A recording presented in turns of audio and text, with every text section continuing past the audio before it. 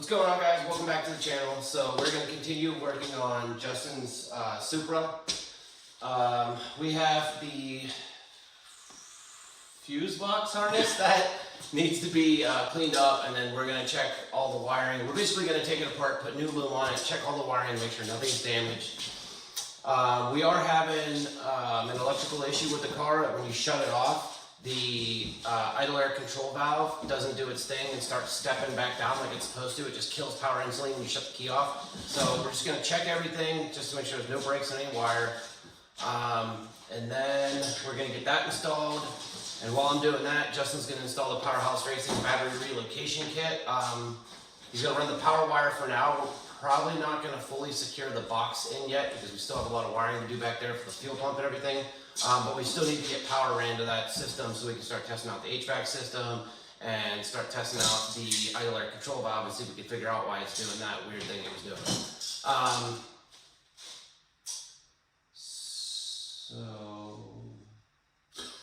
So we're gonna get started on that, and we'll just time lapse with you guys, and then if anything comes up, like I find a break in the wire, or Justin has anything ridiculous that happens when running the power wire, we'll let you guys know.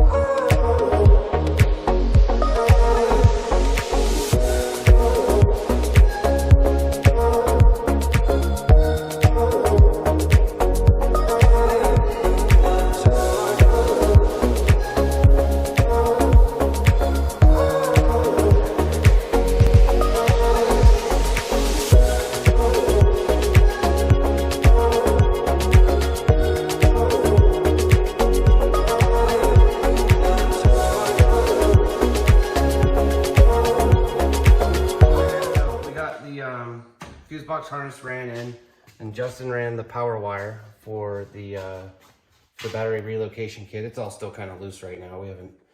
It's not tied up in the car. You can kind of see it there. I figured out all the brake lines. That's all done and tight.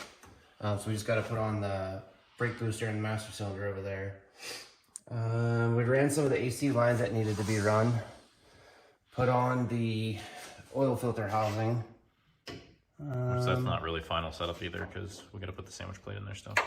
We still have to we still have to rewire this for the light, but we're gonna do that later.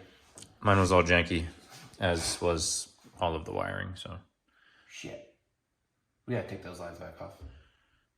What'd you do? I forgot to put on the little thing that goes around the firewall. We can do that tomorrow. That's what happens. Yeah. Oh, you probably be able to see it better on this side. So on this coolant pipe, the factory lines that went to like the turbos and stuff, we pinched them shut and I welded them on both sides. So then you just have this one that goes to the heater core, and then the one up here that goes to the heater core.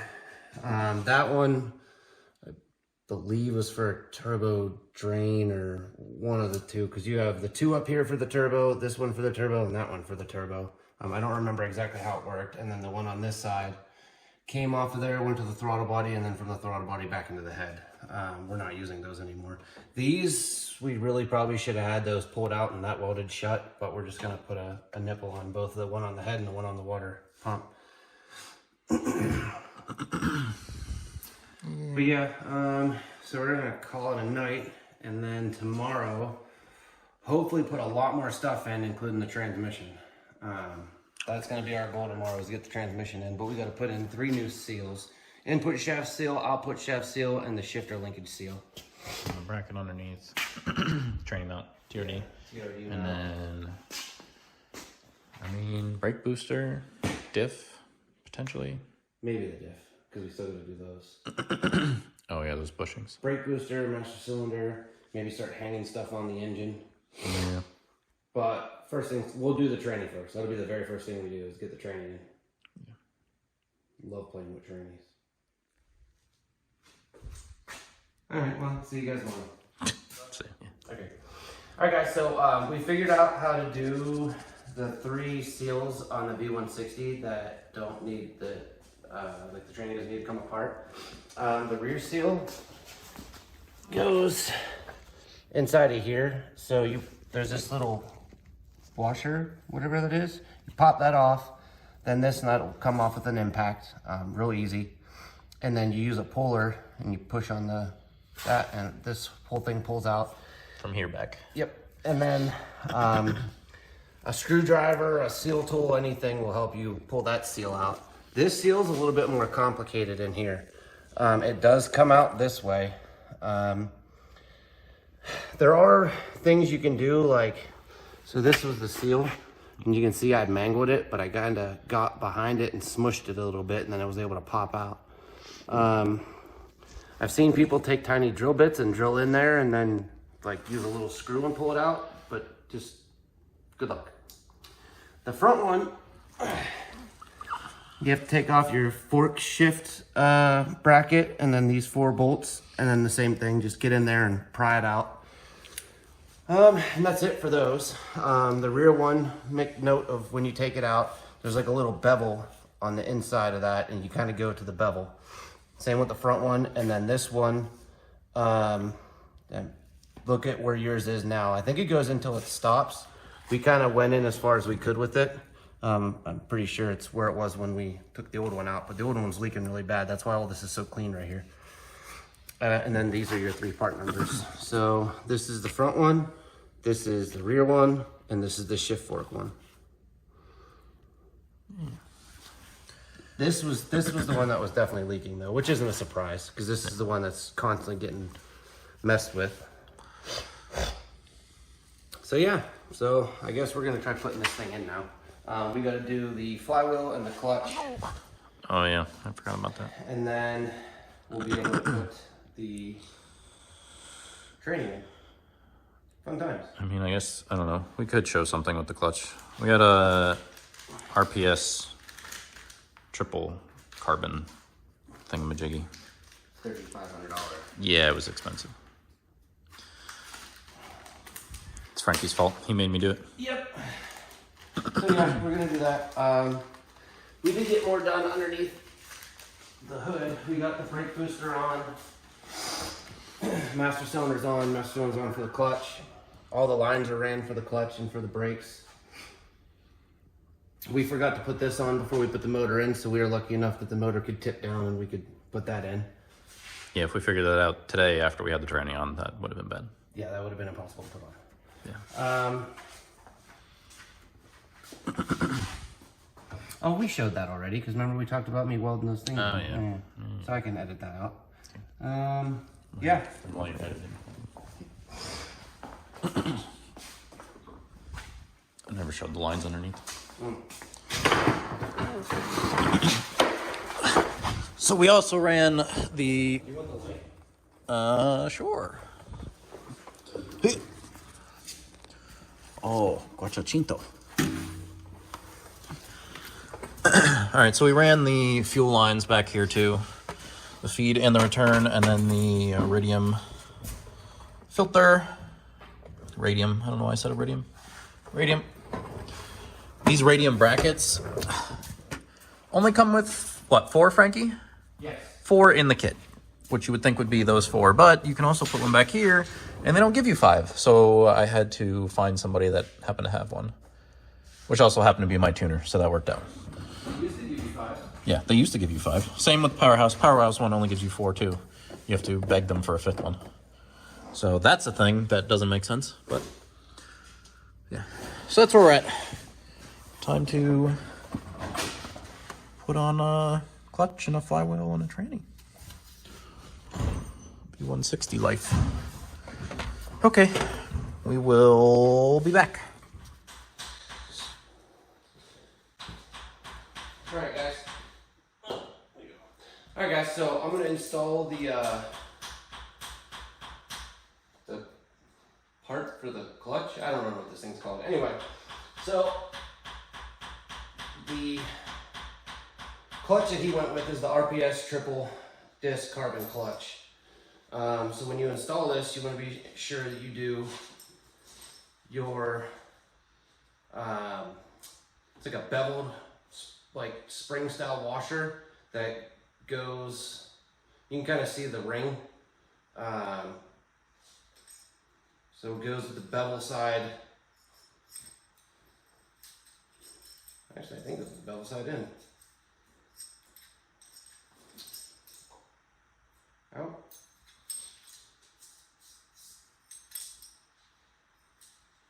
One sec. So I figured it out. So the beveled spring goes with the, like if you're looking at it like this, that part goes up. Then you do your nylon shim. Then you put it through your throwout bearing and then your clip. So I'm gonna go ahead and put that on. And that's it, it's on. So that's ready to go. Then the next thing, Justin's using bread to get his throwout bearing out of the crank. Pilot bearing? So we can, pilot bearing, that's it. Pilot bearing out of the crank so we can install the new one. The bread trick's like an old school trick. A lot of people know about it. Except for Justin. Justin didn't know about it. So bullshit!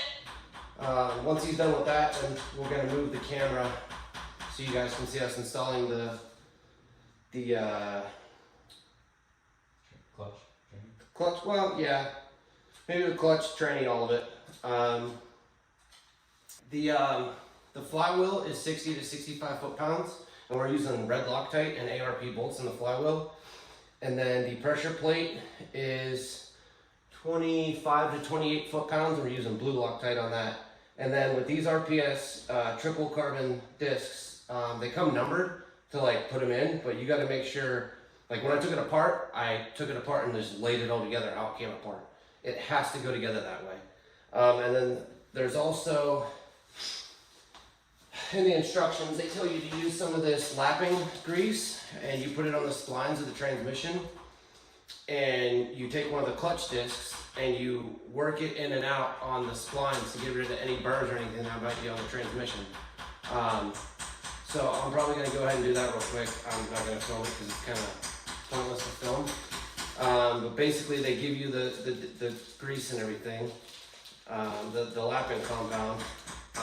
It's real simple. You just brush it on all the splines on the input shaft of the transmission, take one of the clutch discs and work it in and out, make sure it slides nice and smooth, and then you wipe it all off. And then afterwards, after you're done doing that, you use, where's it at? Then you grease it after that. Wipe off any excess grease. Yeah, you put a little bit of grease on after that and then wipe off any excess. So it's pretty straightforward. So I'm gonna go ahead and do that, and then we'll show you guys once we start putting it all in the car. All right, so we got the flywheel on. Red Loctite on the bolts, star pattern, 65 foot-pounds. Star pattern, red Loctite's kind of standard. So yeah, this is done. And then we're gonna probably do some more brake stuff right now. Yeah? Yeah, we can get calipers and rotors and hopefully Okay. maybe the steering rack too.